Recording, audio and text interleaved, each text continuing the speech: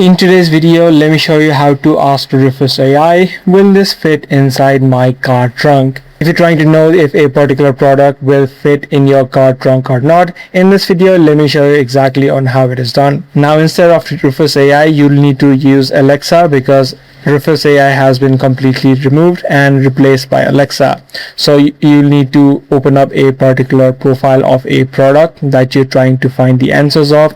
You'll need to scroll down until you see the section of Alexa. Inside of this chatbot, you can add in a simple prompt just like this. For example, this listing says that this item is X inches long. Will this fit inside of a trunk of a Honda Civic? So depending upon what car that you have.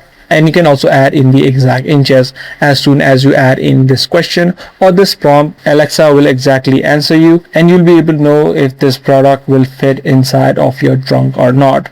So using this exact method, you'll be able to use the Alexa AI inside of Amazon if a product will fit in the car trunk or not.